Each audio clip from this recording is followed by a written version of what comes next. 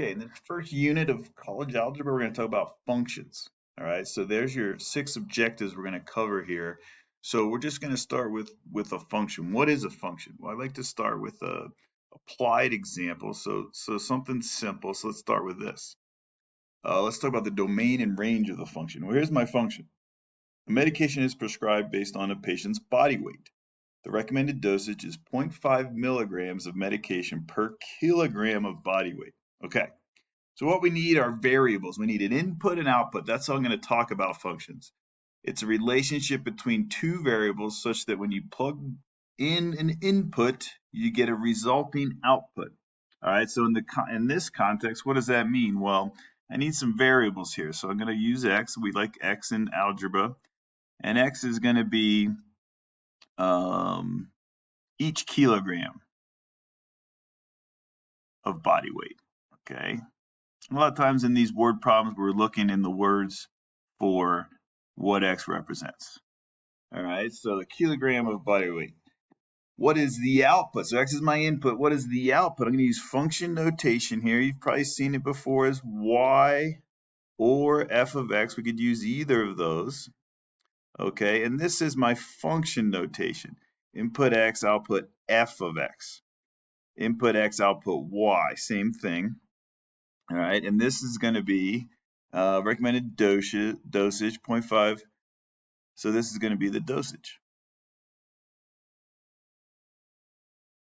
Okay, so if someone says, hey, I weigh 70 kilograms, you would say, well, what's the dosage?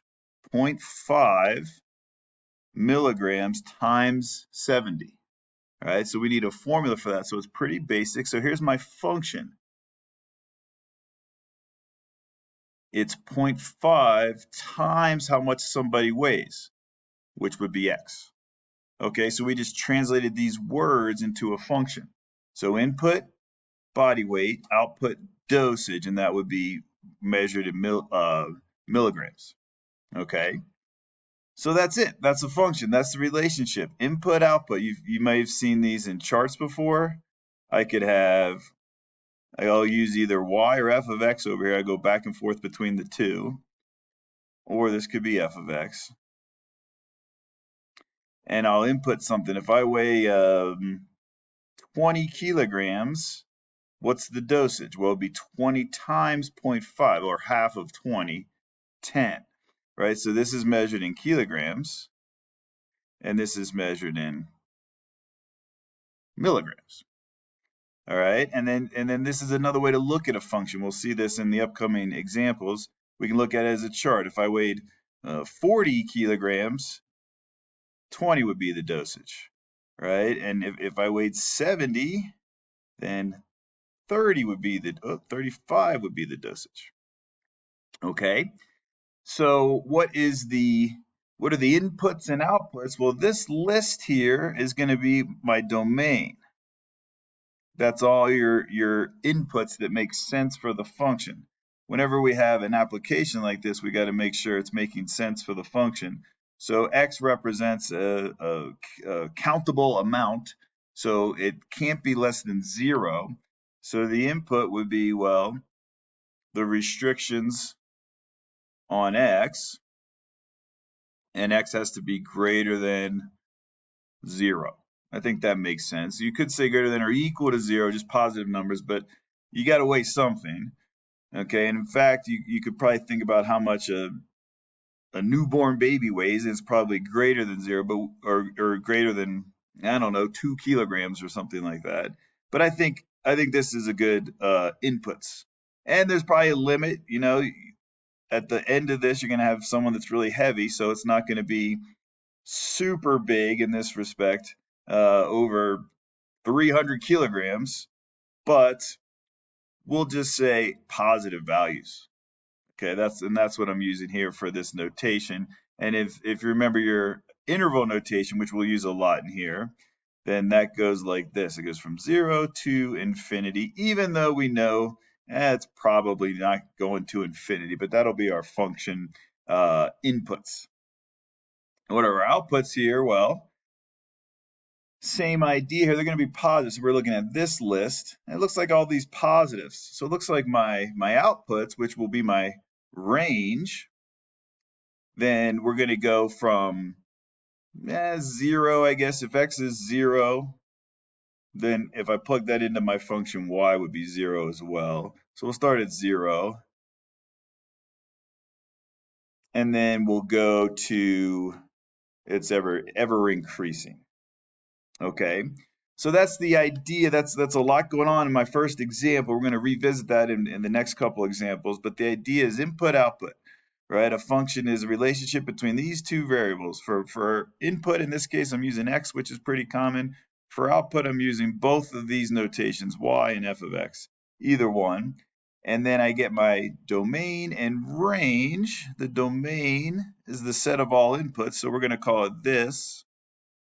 And the range for this problem, we're going to do a more of these, would be also just positive values because of this application. Positive milligrams, positive human weights in kilograms. Okay. So a couple discussion questions. How does this function help ensure patient safety? Well, there's some kind of recommendation, right, for the usage. You don't want to give someone too much of the drug or too little of the drug that's not effective. So there's just some guidelines here. What if we need to reverse the process? So yeah, what I was doing is solving for how much drugs I need. I say, well, if I weigh 70 kilograms, how many milligrams of drugs do I need? So I would plug it into my function, and I was doing that sort of in my head because I know I was just taking half of it, but the notation looks like this. You plug in 70 and you can do the math. 0.5 times 70, right? This is x, so this number and this number are the same. And then you take half of 70, you get 35. Okay, so this is an interesting question and one we'll see again. What if we needed to reverse the process? What if you somehow, it was backwards and the dosage was 40 milligrams? How much does the patient weigh? It's a real common question when we do word problems in math. A lot of times I'll give you the input, you give me the output, and then a lot of times I'll give you the output, you realize that's the output, and you have to solve for the input, right? So you're given the function value or the y value. And a lot of you probably figured this out already, but it should be 80, right? If you get the input, you take half. For the output, you'd have to double it. Or you just do the algebra, divide 40 by 0.5, and you get 80. So that would be 80 kilograms if we knew that the dosage was 40. Okay, so what else can we do with functions? And this is what I did was I evaluated a function, but we had to build the function first. But now let's remove that application and then just talk about how do I evaluate functions? And we'll just do a couple of these. So here's your information about function that I was talking about. We have the input as the domain, the range as the output. We have this notation, y equals f of x. Fx, we read it f of x, f at x. You'll hear these terms a lot as well. X is the independent variable, y is the dependent variable. So now let's do a couple evaluations, all right? We won't do all of these, but let's do a couple. So here's my function. Here's my first example without the application. I got this function, 3x squared minus 2x plus 4. It's a quadratic function, and I want to evaluate it at a couple different values. So let's evaluate it at -2. And literally, I'm just plugging in -2 for here. -2 squared minus 2 times -2 plus 4. Okay? And then I just got to get my calculator out, or maybe we can do this without a calculator.